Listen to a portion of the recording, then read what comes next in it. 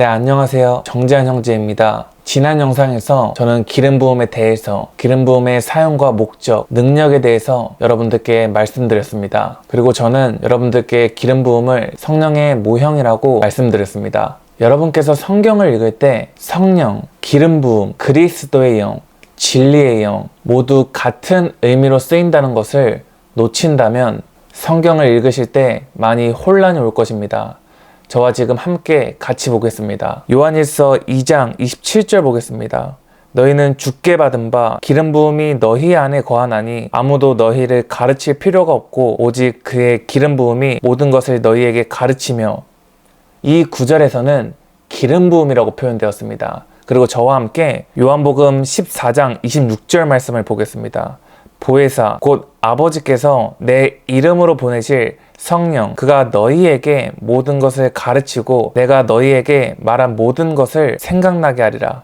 이 구절에서는 하나님께서는 성령으로 말씀하셨습니다. 그리고 요한복음 14장 17절 말씀을 보겠습니다. 그는 진리의 영이라 세상은 능히 그를 받지 못하나니 이는 그를 보지도 못하고 알지도 못함이라. 그러나 너희는 그를 아나니 그는 너희와 함께 거하시며 또 너희 속에 계시겠습니다. 이 구절에서는 진리의 영이라고 말씀하셨습니다. 이처럼 성경에서는 성령, 기름 부음, 그리스도의 영, 진리의 영으로 기록되어 있는 부분을 여러분들께서 찾아보실 수 있을 것입니다. 그러나 앞으로는 혼란이 없으시길 바랍니다. 전부 하나님의 영이 임하였다는 뜻입니다. 돌아와서 저는 지난 영상에서 내재적 기름 부음과 외재적 기름 부음에 대하여 여러분들께 말씀드렸습니다. 오늘 여러분들께 이 부분에 대해서 조금 더 자세히 하나님 말씀과 함께 알려드리겠습니다. 함께 사도행전 1장 8절 말씀을 보겠습니다. 오직 성령이 너희에게 임하시면 너희가 권능을 받고 예루살렘과 온 유대와 사마리아와 땅 끝까지 이르러 내 증인이 되리라 하시니라. 여기서 여러분은 중요한 영적 비밀을 깨달을 수 있습니다. 예수님께서는 제자들에게 예루살렘에 머무르라고 말씀하셨습니다. 그리고 제자들에게 성령이 너희에게 임하시면 너희가 권능을 받고 땅 끝까지 나의 증인이 되라고 말씀하셨습니다. 그런데 여러분, 제자들은 이미 예수님으로부터 성령을 받은 사실을 아십니까? 함께 요한복음 20장 22절을 보겠습니다. 이 말씀을 하시고 그들을 향하사 숨을 내쉬며 이르시되 성령을 받으라 라고 말씀하셨습니다. 따라서 이미 제자들은 그 전에 예수님으로부터 성령을 받은 것이었습니다. 이때 받은 성령이 바로 안에 거하시는 성령, 즉 저번 영상에서 제가 말씀드린 내재적인 기름 부음입니다. 예수님께서 제자들에게 예루살렘에 머무르라고 말씀하신 이유는 제자들이 능력을 받고 예루살렘을 시작으로 땅끝까지 예수님의 증인이 되기 위해서라고 말씀드렸습니다. 이 말씀에서 임하시는 성령, 이것이 바로 제가 저번 영상에서 말씀드린 임하시는 기름 부음입니다. 그리고 이 임하시는 기름 부음이 바로 직분을 수행할 수 있도록 하나님께서 부어주시는 기름 부음이라고 제가 말씀드렸습니다. 실제로 제자들은 위로부터 성령을 받고 권능을 받아서 복음을 전하며 기사와 표적을 나타냈습니다. 따라서 제자들이 예수님께 그 전에 성령을 받고 또 위로부터 임하시는 성령을 받은 것을 말씀으로 읽으면서 거하시는 기름 부음과 임하시는 기름 부음으로 크게 두 종류로 기름 부음을 나눌 수 있다는 것을 말씀에서 확인할 수 있습니다. 이제 저는 여러분들께 기름 부음을 받는 방법에 대해서 말씀드릴 것입니다. 기름 부음을 받는 방법 중 하나는 여러분을 향한 하나님의 부르심의 길 가운데 걷는 것입니다. 왜냐하면 하나님께서는 부르심의 직분을 수행하기 위한 기름 부음을 여러분들께 부어주실 것이기 때문입니다. 만약 누군가 저에게 자신을 향한 하나님의 부르심에 대해서 알고 싶다고 질문한다면 저는 그분에게 생각과 감정을 조용하게 만든 뒤에 자신의 심령에 집중하라고 말씀드릴 것입니다. 그러면 자신의 심령은 분명 어떠한 부르심을 갈망할 것입니다. 왜냐하면 하나님께서는 이미 여러분을 향한 하나님의 부르심의 계획을 여러분의 심령에 심어두셨기 때문입니다. 이제 기름 부음을 받는 두 번째 방법입니다. 여러분이 엘리사와 엘리야의 이야기를 공부해보면 기름 부음을 받는 두 번째 방법에 대해서 알 수 있습니다. 엘리사는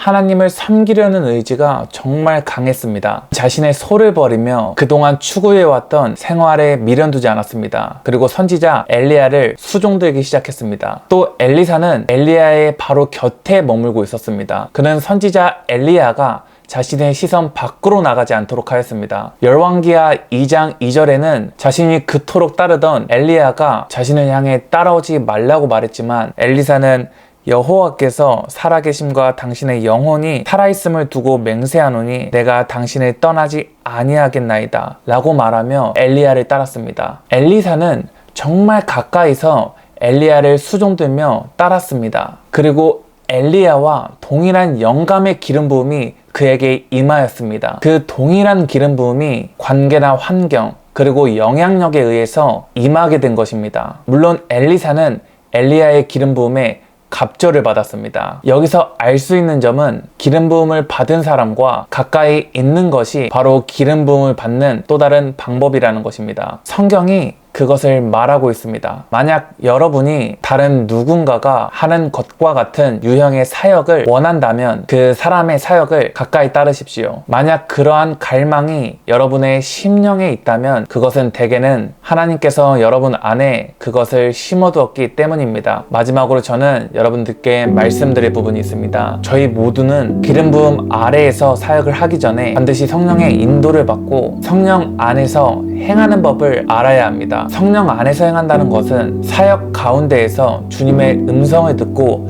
행하는 것일 수도 있습니다. 또 성령 안에서 행한다는 것은 하나님 말씀에 순종하는 것이며 여러분이 사랑 가운데에서 행하는 뜻과 같습니다. 갈라디아서 5장 22절과 23절을 보겠습니다.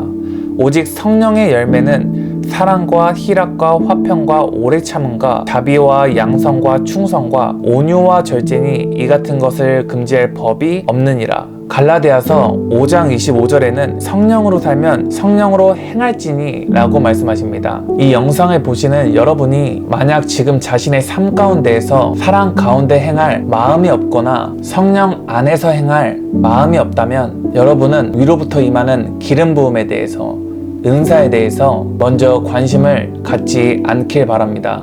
왜냐하면 그것이 여러분을 하나님과 멀어지게 만들 수 있습니다. 여러분이 설령 기름 부음을 받을지라도 여러분이 사랑으로 행하지 않는다면 여러분은 하나님께 쓰임 받을 수는 있지만 결코 하나님의 사람이 될 수 없습니다.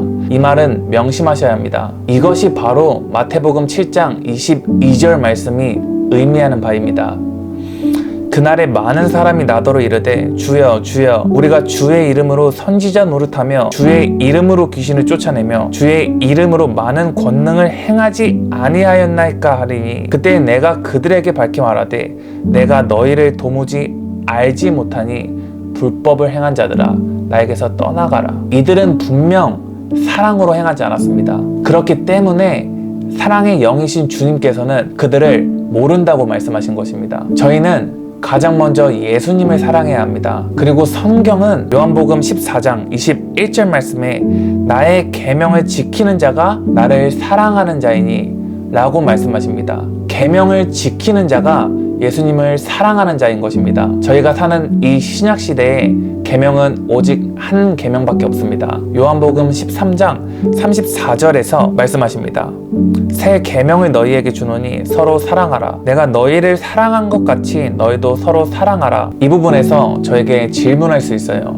형제님, 그러면 10계명이 사라진 건가요? 아닙니다. 완성된 것입니다. 여러분이 사랑을 행한다면 거짓말을 하지 않을 것입니다. 그리고 여러분이 사랑으로 행한다면 도둑질을 하지 않고 남의 재산을 탐내지 않을 것입니다. 여러분이 사랑으로 행한다면 10계명 모두를 지킬 것입니다. 그래서 사랑은 율법의 완성인 것입니다. 아마 지금 이 영상을 보시는 분 모두가 사랑이 제일 중요하다는 것을 아실 것입니다. 그러나 저희는 사랑을 아는 것이 아니라 사랑을 행하고 있는지에 대해서 스스로를 돌아봐야 합니다. 여러분이 지금 사랑을 행하고 있다면 누군가를 원망하지 않을 것입니다. 여러분이 사랑으로 행하고 있다면 여러분은 비난하지 않을 것입니다. 그리고 여러분이 사랑으로 행하고 있다면 자신의 실수에 용서를 구하고 또 누군가를 용서할 것입니다. 이러한 사랑의 행함은 결코 연약한 것이 아닙니다. 저희를 향한 하나님의 사랑을 누구도 끊을 수 없다고 말씀하십니다. 사랑은 그 무엇보다 강하기 때문입니다. 예수님께서는 부르심을 향한 한 걸음 한 걸음이 모두 사랑으로 행하셨습니다. 그리고 성경은 로마서 5장 5절 말씀에 하나님의 사랑이 저희의 마음에 이미 부어졌다고 말씀하십니다. 저희 모두는 사랑 안에서 강해져야 합니다. 제가 사역을 하는 하루하루마다 돌아보는 것이 사랑으로 행하였는지 아닌지에 대한 여부입니다. 왜냐하면 사랑 가운데 행하지 않는 그 한 걸음 한 걸음이 모두 죄이기 때문입니다. 여러분과 저 모두가 부르심으로 나아가는 한 걸음 한 걸음이 전부 사랑으로 행하는 한 걸음이길 축원합니다.